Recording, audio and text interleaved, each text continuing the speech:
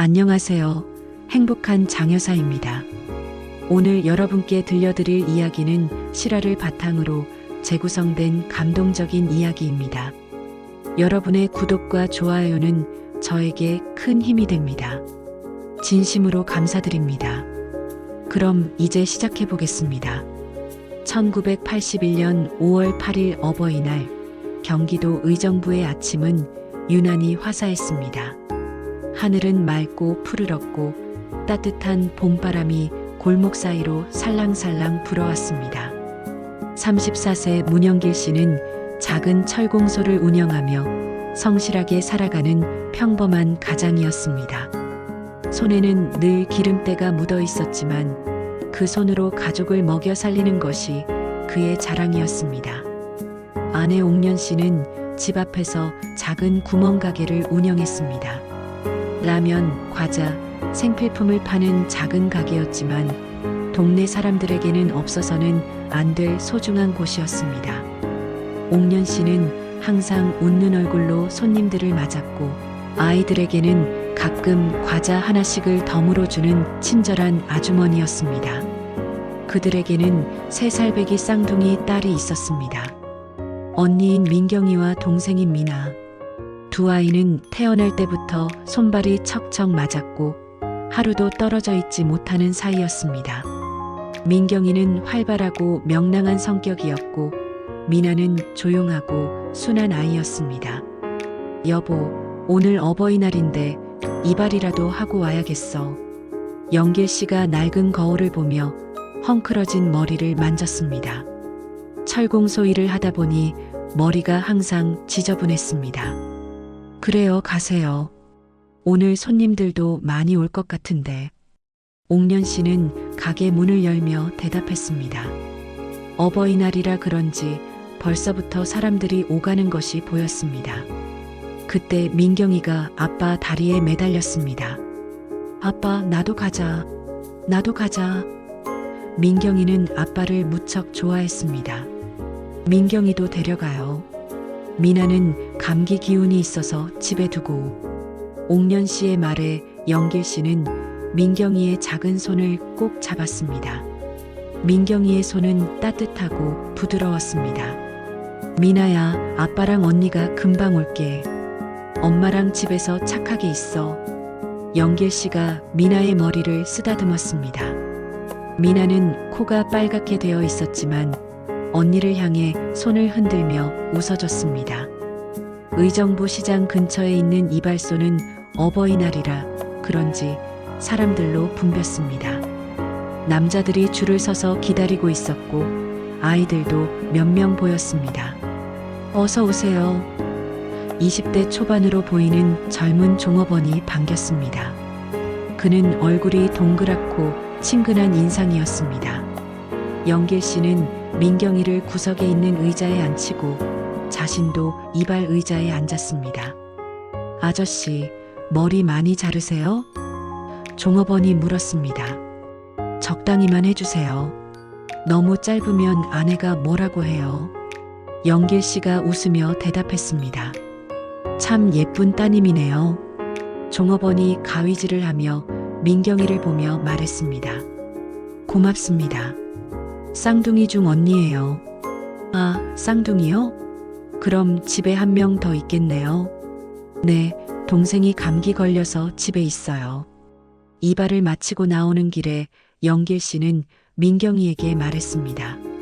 민경아, 엄마한테 가서 어버이날 인사드려야지? 아빠도.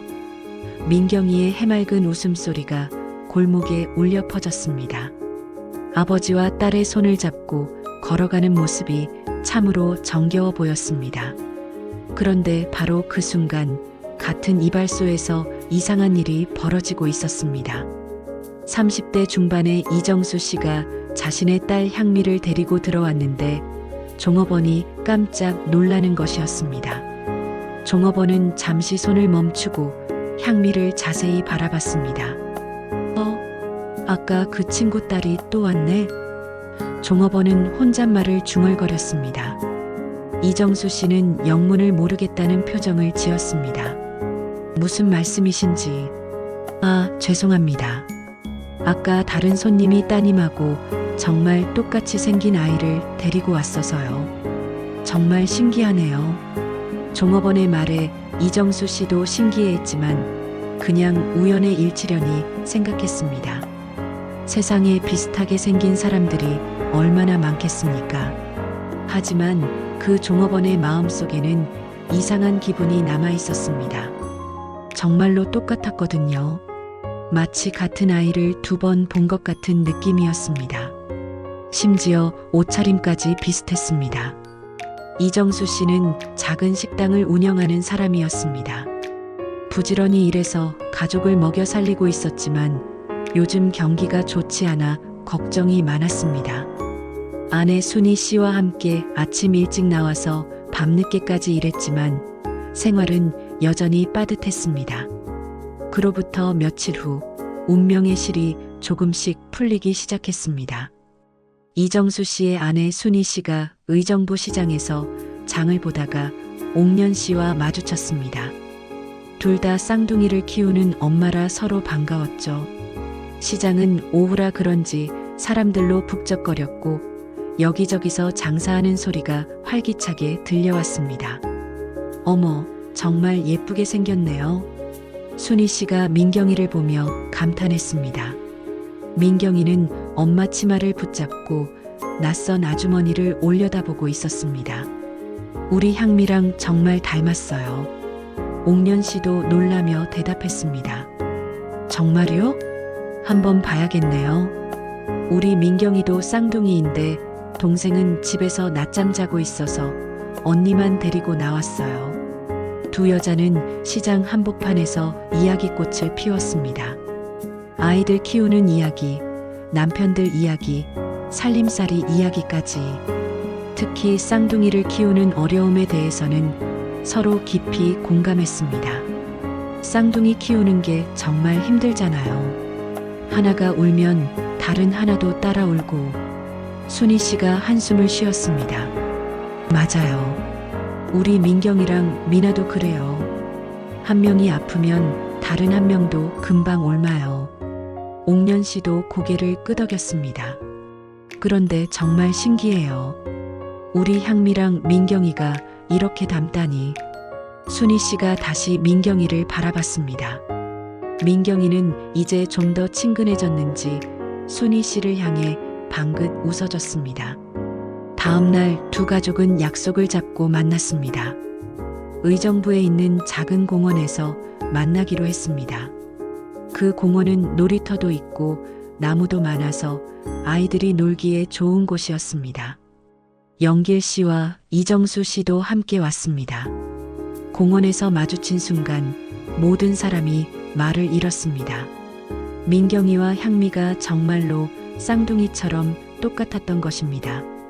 얼굴뿐만 아니라 키, 체격, 심지어 걸음걸이까지 비슷했습니다. 이상하네요. 영길 씨가 당황하며 말했습니다. 자신이 보고 있는 것이 믿어지지 않았습니다. 언제 태어났죠? 이정수 씨가 떨리는 목소리로 물었습니다. 1979년 1월 1일이에요. 어머, 순희 씨가 소리쳤습니다. 우리 향미는 1978년 12월 31일이에요. 하루 차이. 그것도 연말과 신정 사이의 하루 차이였습니다. 1978년의 마지막 날과 1979년의 첫날. 운명적인 하루 차이였습니다. 어느 병원에서 나으셨어요? 옥년 씨가 조심스럽게 물었습니다. S병원이요. 저희도 S병원이에요. 이정수 씨의 목소리가 떨렸습니다. 침묵이 흘렀습니다. 공원의 다른 아이들은 즐겁게 놀고 있었지만 내 어른은 말을 잃고 서 있었습니다. 내 부모의 마음속에 같은 생각이 떠올랐습니다. 혹시나 하는 생각이었습니다. 그런데 옥년 씨가 조심스럽게 말을 꺼냈습니다. 우리 민경이는 원래 쌍둥이였어요. 동생이 미나인데 우리 향미도 원래 쌍둥이였어요. 순희 씨의 목소리가 떨렸습니다. 찬미라는 동생이 있는데 지금 시골 할머니 댁에 가 있어요. 이제 의심이 확신으로 바뀌어 가고 있었습니다. 하지만 아직 확실하지 않았습니다. 좀 더 확실한 증거가 필요했습니다. 내 부모는 서로의 얼굴을 번갈아 보며 말 못할 불안감을 느꼈습니다. 혈액형은 어떻게 되세요? 영길 씨가 떨리는 목소리로 물었습니다. 민경이는 O형이고 미나는 O형이에요. 향미는 O형이고 찬미는 B형이에요. 이정수 씨가 대답했습니다. 그 순간 모든 퍼즐이 맞춰지기 시작했습니다. 같은 병원, 하루 차이, 닮은 외모, 그리고 혈액형까지 우연으로 치기에는 너무나 많은 일치점들이었습니다. 이제는 확실해졌습니다. 뭔가 잘못되었다는 것을. 두 가족은 즉시 S병원을 찾아갔습니다. 1970년대 말 의료 시스템이 지금만큼 체계적이지 않았던 시절의 기록을 찾아보기 위해서였습니다. 병원은 의정부에서 가장 큰 종합병원이었지만 그때만 해도 지금처럼 전산화가 되어 있지 않았습니다. 병원 원무과 직원이 오래된 서류처를 뒤지며 말했습니다. 1978년 12월 31일과 1979년 1월 1일. 정말 바쁜 시기였어요. 연말연시라 응급실도 북적거리고 산부인과도 마찬가지였거든요. 직원은 먼지가 쌓인 오래된 파일들을 하나씩 들춰보며 말했습니다. 그때 우리 병원에서만 하루에 아이가 5명이나 태어났어요. 정말 경사스러운 날이었죠. 직원은 계속해서 기록을 찾아보았습니다. 아, 여기 있네요. 문영길 씨, 이정수 씨 가족 모두 기록이 있어요. 혹시 그때 무슨 실수가 있었을 가능성이 있을까요? 영길 씨가 조심스럽게 물었습니다. 직원은 잠시 머뭇거리더니 주위를 둘러보고 솔직하게 대답했습니다. 사실 그 무렵 신생아실에서 작은 혼란이 있었어요. 직원의 목소리가 작아졌습니다. 12월 31일 밤에 대형 정전이 있었거든요. 온 의정부가 깜깜해졌어요. 정전 중에 응급 발전기로 버텼는데 그 과정에서 신생아실이 한동안 어두웠어요. 내 부모는 긴장한 채로 직원의 말을 들었습니다. 그때 간호사들이 촛불을 켜고 아기들을 돌봤는데 그 과정에서 직원이 말을 멈췄습니다. 신생아들 명찰이 몇 개 떨어진 적이 있었습니다.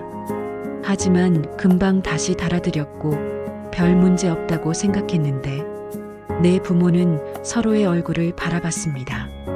이제 거의 확실해졌습니다. 그 혼란스러운 밤에 뭔가 잘못되었다는 것을. 정확한 확인을 위해서는 유전자 검사를 해보시는 게 좋겠습니다. 병원 측에서 제안했습니다. 물론 비용은 병원에서 부담하겠습니다.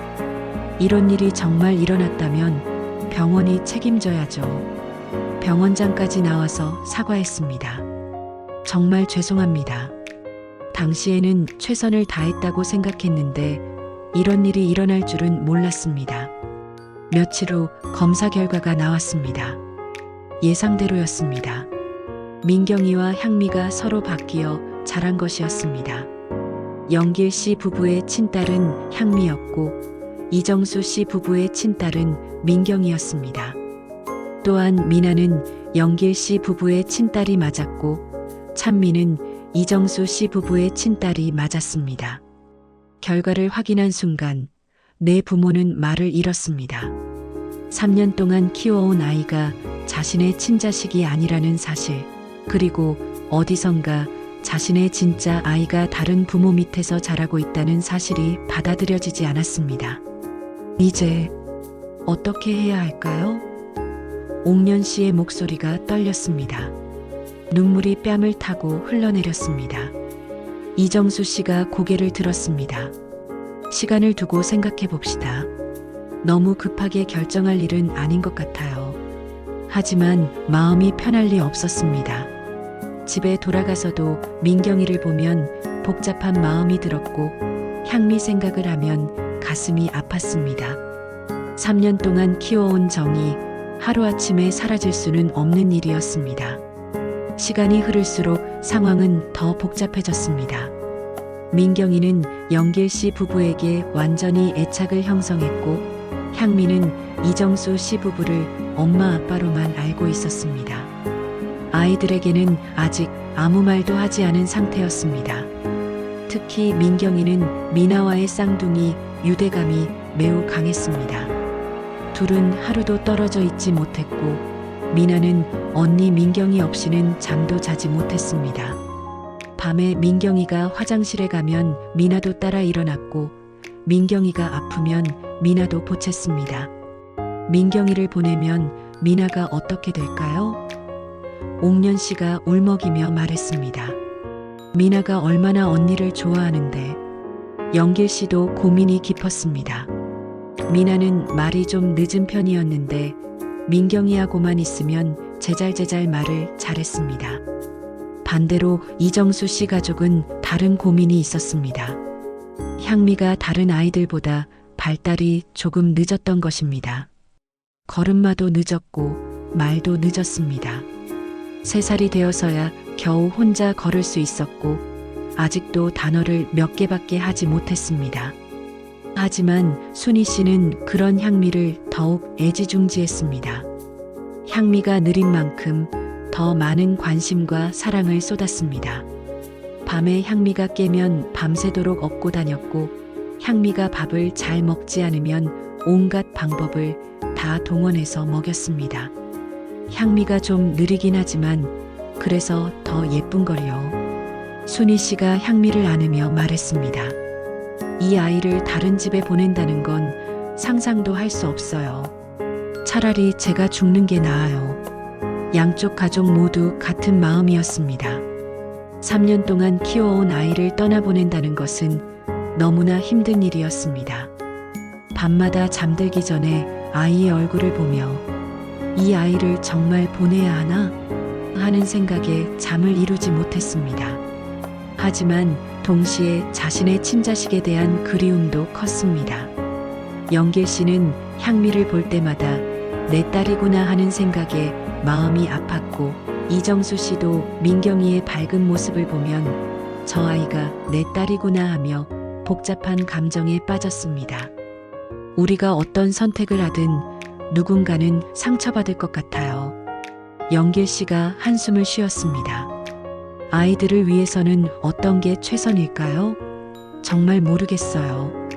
동네 사람들도 이 이야기를 듣고 갑론을 박했습니다. 핏줄이 중요하지, 당연히 바꿔야죠. 하는 사람도 있었고, 3년 동안 키운 정이 어디 가나? 그냥 지금대로 사는 게 낫지. 하는 사람도 있었습니다. 이때 병원에서 중요한 제안을 했습니다. 우선 향미 양의 발달 상태를 정확히 검사해 보시는 게 어떨까요? 그 결과를 보고 결정하셔도 늦지 않을 것 같습니다. 양쪽 부모 모두 동의했습니다. 아이의 건강이 최우선이었으니까요. 그리고 정확한 진단을 받고 나서 결정하는 것이 모든 사람에게 도움이 될 것 같았습니다. 향미의 정밀 검사가 시작됐습니다. 검사 당일 두 가족 모두 병원에 왔습니다. 향미는 낯선 병원 환경에 불안해하며 순희 씨 품에만 매달렸습니다.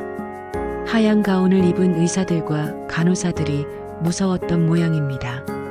하지만 신기하게도 옥년 씨가 다가가자 금세 친해졌습니다. 옥년 씨가 손을 내밀자 향미는 주저하지 않고 그 손을 잡았습니다. 마치 오래전부터 알고 지낸 사이처럼 자연스러웠습니다. 혈연의 힘일까요? 옥년 씨가 향미를 안으며 눈물을 글썽였습니다. 향미도 옥년 씨를 보며 방긋 웃었습니다. 그 웃음이 너무나 예뻐서 주위에 있던 간호사들도 미소를 지었습니다. 검사는 여러 날에 걸쳐 진행되었습니다. 뇌 MRI, 혈액 검사, 발달 검사 등 갖가지 검사를 받았습니다. 향미는 처음에는 무서워했지만 점점 익숙해져서 의사 선생님들과 장난도 쳤습니다. 검사 결과는 일주일 후에 나왔습니다. 의사는 두 가족을 상담실로 불러서 조심스럽게 설명했습니다. 향미 양은 경미한 뇌성마비 진단을 받았습니다. 의사의 말에 내 부모 모두 가슴이 철렁했습니다. 하지만 너무 걱정하지 마세요. 완치는 어렵지만 꾸준한 재활 치료를 받으면 일상생활에는 큰 지장이 없을 거예요. 의사는 계속해서 설명했습니다. 지금부터라도 제대로 된 치료를 받으면 많이 좋아질 수 있어요.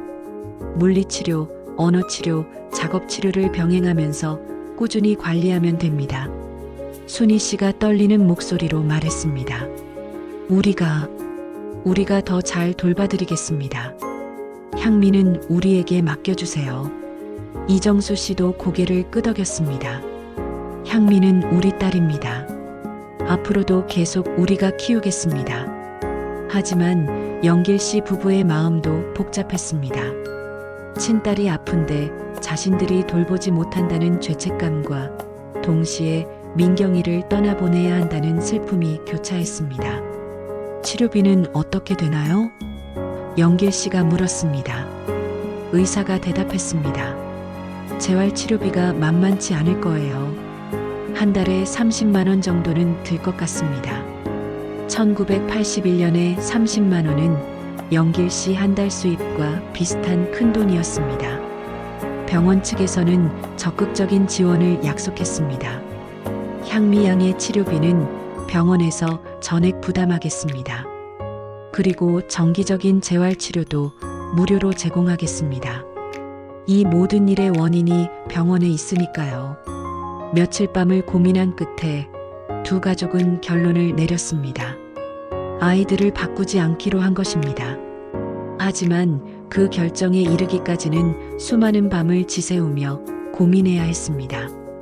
민경이도 향미도 지금 있는 곳에서 행복해 보여요. 영길 씨가 말했습니다. 굳이 아이들을 혼란스럽게 할 필요는 없을 것 같습니다. 3살이면 이미 기억도 생기는 나이인데 대신 우리끼리는 계속 연락하며 지냅시다. 이정수 씨가 제안했습니다. 두 아이 모두 우리 모두의 딸인 셈이니까요. 그리고 향미 치료도 함께 도와주시면 당연히 도와드려야죠. 영길 씨가 즉시 대답했습니다. 향미는 우리 친딸이니까요. 그렇게 두 가족은 특별한 연대를 맺게 되었습니다. 일반적인 가족의 형태는 아니었지만 사랑으로 이어진 새로운 형태의 가족이었습니다. 1981년 여름부터 두 가족은 정기적으로 만나며 지냈습니다. 한 달에 한두 번씩 공원이나 놀이터에서 만나 아이들을 함께 돌봤습니다. 아이들에게는 친한 아저씨, 아주머니라고 소개했지만 어른들은 모두 진실을 알고 있었습니다. 민경이는 점점 더 밝고 활발해졌습니다. 영길 씨가 철공소에서 만든 작은 장난감들을 무척 좋아했고 옥년 씨와 함께 가게 일을 도우며 셈도 배웠습니다. 이거 얼마예요? 하고 손님들에게 묻는 민경이의 모습이 너무 귀여워서 동네 사람들의 사랑을 받았습니다. 향미는 꾸준한 재활치료 덕분에 많이 좋아졌습니다. 처음에는 말을 거의 하지 못했는데 언어 치료를 받으면서 점점 단어를 늘려갔습니다. 엄마, 아빠는 물론이고 고마워요, 좋아요 같은 표현도 할 수 있게 되었습니다. 두 아이 모두 4명의 부모로부터 사랑을 받으며 자랐습니다.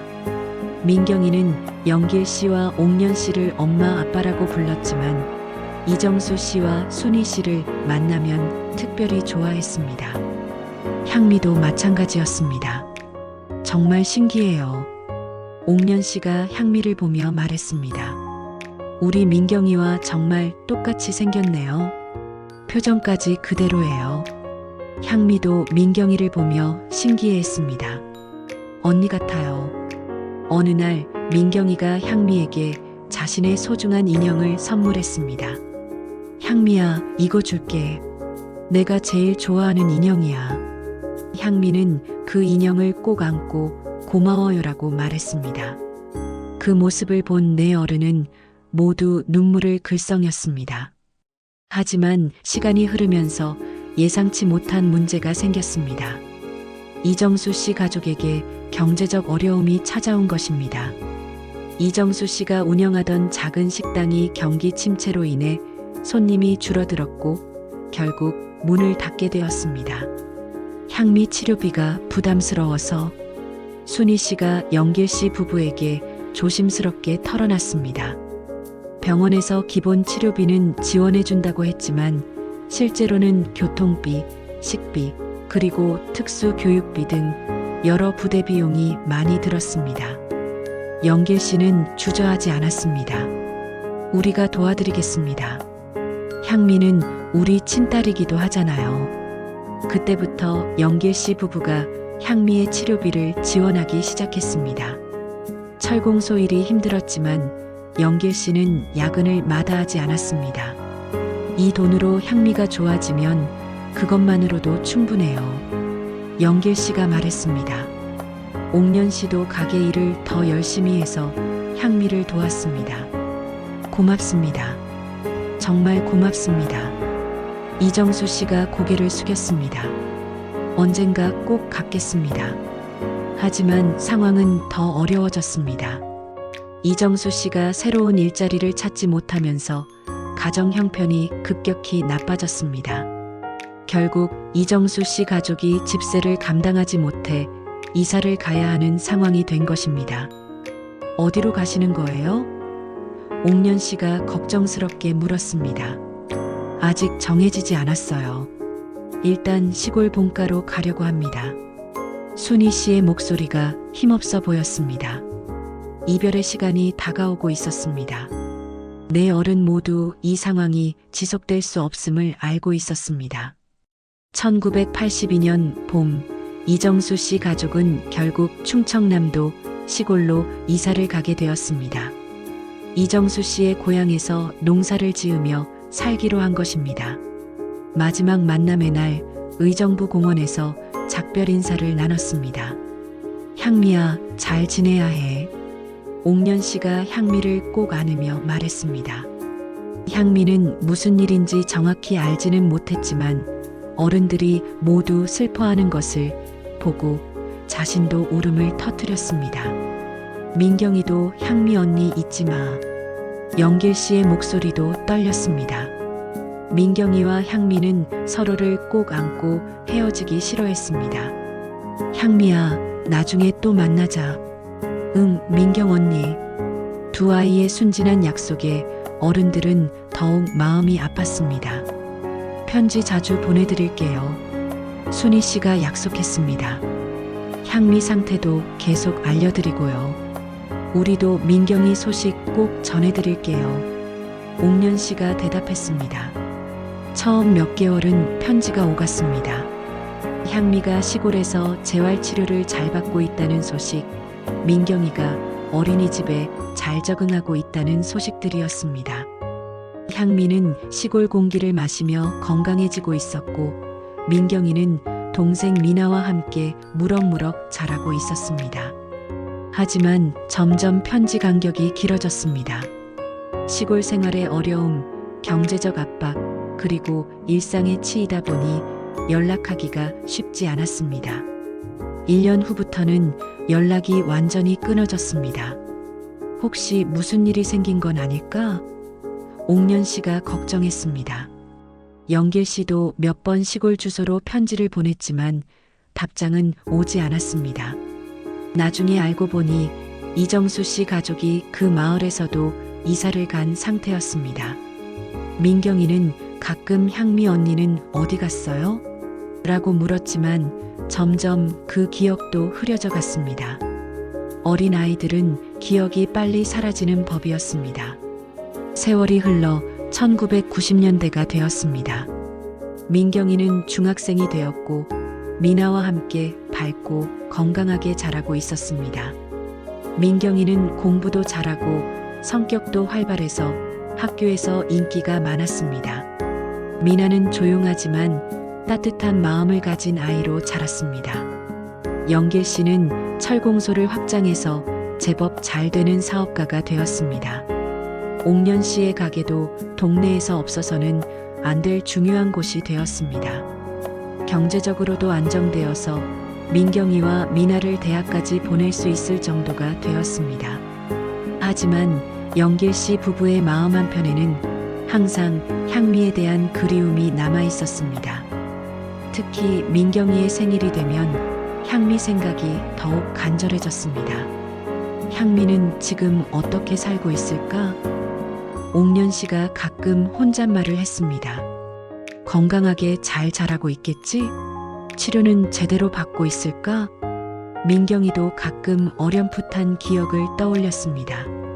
엄마, 제가 어렸을 때 향미라는 언니가 있었던 것 같은데. 그래, 민경이가 기억하고 있구나. 옥련 씨는 민경이에게 향미 이야기를 조금씩 들려줬습니다.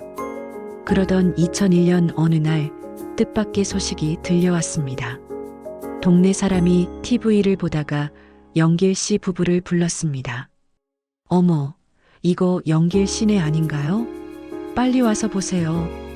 TV 화면에는 낡은 사진을 들고 있는 중년 부부가 나와 있었습니다. 세월의 무게가 느껴지는 얼굴이었지만 분명히 이정수 씨와 순희 씨였습니다. 20년 전에 헤어진 딸을 찾습니다. 향미라는 이름의 아이인데 그들의 절절한 목소리가 TV를 통해 흘러나왔습니다. TV 프로그램을 본 영길 씨 부부는 즉시 방송국에 연락했습니다. 20년 만에 재회였습니다. 방송국 사무실에서 만난 이정수 씨 부부는 많이 늙어 보였습니다. 머리는 희끗희끗해졌고 얼굴에는 깊은 주름이 패여 있었습니다. 하지만 향미를 찾겠다는 의지만은 여전히 불타고 있었습니다. 정말 오랜만이네요. 영길 씨가 먼저 말을 꺼냈습니다. 그동안 어떻게 지내셨어요? 순희 씨의 눈에는 이미 눈물이 고여 있었습니다. 찾고 계셨군요. 향미를. 무슨 일이 있었던 건가요? 옥련 씨가 조심스럽게 물었습니다. 이정수 씨가 힘들게 말을 시작했습니다. 목소리가 떨리고 있었습니다. 시골에 내려간 후 생활이 너무 어려웠어요. 농사일도 처음이라 잘 안 됐고 향미 치료비도 감당하기 힘들었죠. 이정수 씨가 한숨을 쉬었습니다. 그러다 저희 부부가 이혼을 하게 되었습니다. 순희 씨가 고개를 떨궜습니다. 제가 향미를 키우고 싶었는데 혼자서는 도저히 감당할 수가 없었어요. 그래서 어쩔 수 없이. 시설이요? 옥련 씨가 놀라며 물었습니다. 네, 재활원이에요. 순희 씨의 목소리가 떨렸습니다. 향미가 10살 때였어요. 정말 마음이 찢어지는 것 같았지만 제대로 된 치료를 받으려면 그게 최선이라고 생각했어요. 이정수 씨가 계속 말했습니다. 그런데 몇 년 후에 다시 찾아가 보니 이미 다른 곳으로 옮겨진 상태였어요. 시설에서도 정확한 행방을 모른다고 하더라고요. 그 후로 계속 찾고 있는데 영길 씨 부부는 충격을 받았습니다. 자신들의 친딸이 그런 고생을 하고 있었다니. 만약 그때 향미를 데려왔다면 이런 일은 없었을 텐데 하는 후회가 밀려왔습니다. 우리가 함께 찾아봅시다. 영길 씨가 단호하게 말했습니다. 향미는 우리 딸이기도 하니까요. 방송의 힘은 컸습니다. 프로그램이 방영된 지 며칠 후 서울의 한 재활원에서 연락이 왔습니다. 향미라는 이름의 22세 여성이 저희 시설에 있습니다. TV에서 본 사진과 일치하는 것 같아요. 4명의 부모는 함께 서울의 재활원을 찾아갔습니다. 가는 길 내내 모두 긴장했습니다. 정말 향미일까? 향미는 우리를 기억할까? 건강하게 잘 자라 있을까? 재활원에 도착해서 직원의 안내를 받아 한 방으로 들어갔습니다. 그곳에서 20년 만에 만난 향미는 이제 어엿한 성인이 되어 있었습니다. 어릴 적 그 둥근 얼굴과 큰 눈이 그대로 남아 있었습니다. 여전히 민경이와 똑같이 생겼습니다. 향미는 휠체어에 앉아 있었습니다.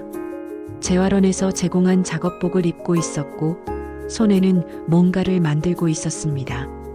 문이 열리는 소리에 고개를 돌린 향미는 낯선 사람들을 보고 어리둥절한 표정을 지었습니다. 향미야. 옥년 씨가 떨리는 목소리로 불렀습니다. 순희 씨는 이미 눈물을 흘리고 있었습니다. 향미는 처음엔 낯설어 했지만 순희 씨를 보자 뭔가 기억이 나는 듯 했습니다. 엄마. 향미의 목소리는 여전히 어눌했지만 그 한마디에 모든 사람이 울음을 터뜨렸습니다. 재활원 직원이 설명했습니다. 향미 씨는 여기서 10년 넘게 생활하고 있어요. 처음 왔을 때는 많이 힘들어했지만 지금은 잘 적응해서 간단한 수공예품도 만들고 있어요. 영길 씨가 향미에게 다가갔습니다. 향미야, 아저씨 기억나니? 향미는 고개를 갸우뚱했지만 영길 씨의 손을 잡았습니다. 따뜻하다. 향미가 중얼거렸습니다. 그날부터 4명의 부모는 향미를 다시 가족의 품으로 데려오기 위해 노력했습니다. 법적 절차도 밟고 향미가 독립생활을 할 수 있도록 도움도 준비했습니다. 정말 저를 찾아주신 거예요? 향미의 눈에 눈물이 맺혔습니다. 20년 동안 기다려온 순간이었습니다. 우리 딸. 우리가 늦었어. 미안해. 영길 씨도 울음을 터뜨렸습니다. 몇 달 후 향미는 재활원을 나와서 영길 씨가 마련해준 작은 아파트에서 독립적인 생활을 시작했습니다. 재활원에서 배운 수공예 기술로 작은 공방에서 일자리를 구했고 주말에는 4명의 부모와 민경이, 미나와 함께 시간을 보냈습니다. 민경이는 이제 대학생이 되어 있었고 향미를 만났을 때 어릴 적 기억이 되살아났습니다. 정말 언니였구나. 민경이가 향미를 꼭 안았습니다. 이제야 진짜 가족이 된 것 같아요. 향미가 웃으며 말했습니다. 비록 몸은 불편했지만 그 웃음은 세상에서 가장 아름다웠습니다. 20년의 세월을 뛰어넘어 혈연의 끈은 다시 이어졌습니다. 그리고 그 과정에서 혈연을 넘어선 진정한 사랑의 의미를 모두가 깨달았습니다. 때로는 피보다 진한 정이 있고 때로는 잃어버린 인연이 다시 찾아오기도 합니다. 바뀐 아이들이 만들어낸 특별한 가족. 그들의 이야기는 오늘도 계속되고 있습니다. 사랑은 시간과 거리를 뛰어넘어 결국 제자리를 찾아간다는 것을 가족이란 혈연뿐만 아니라 마음으로도 만들어진다는 것을 보여주는 감동적인 이야기입니다.